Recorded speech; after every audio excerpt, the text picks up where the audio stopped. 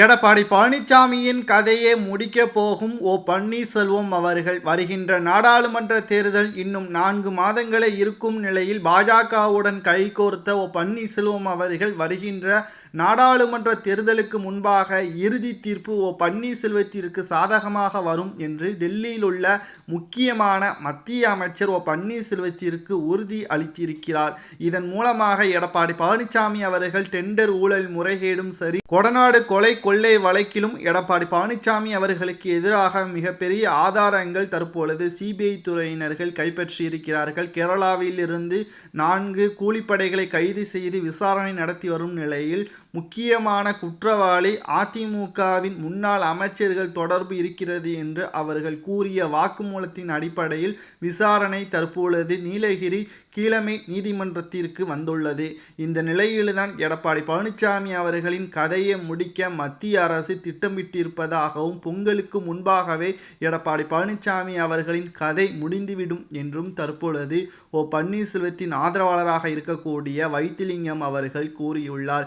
ஏற்கனவே எடப்பாடி பழனிசாமி அவர்கள் நரித்தந்திரத்தை பயன்படுத்தி கொண்டுதான் புரட்சி தலைவி ஜெயலலிதா அவர்கள் இறந்த பிறகு கூவத்தூரில் நடைபெற்ற எம்எல்ஏக்கள் கூட்டத்தில் பன்னீர்செல்வம் அவர்கள் வைத்திருந்த முதல்வர் பதவியே சசிகலா அவர்களிடம் பேசி தனக்கு சாதகமாக மாற்றிக்கொண்டதும், சிறைக்கு சென்ற பிறகு சசிகலா அவர்களையே அதிமுகவிலிருந்து நீக்கியதும் தற்பொழுதும் நரித்தந்திரம்தான் என்றும் தற்பொழுது பன்னீர்செல்வத்தின் ஆதரவாளராக இருக்கக்கூடிய வைத்திலிங்கம் அவர்கள் கூறியுள்ளார்.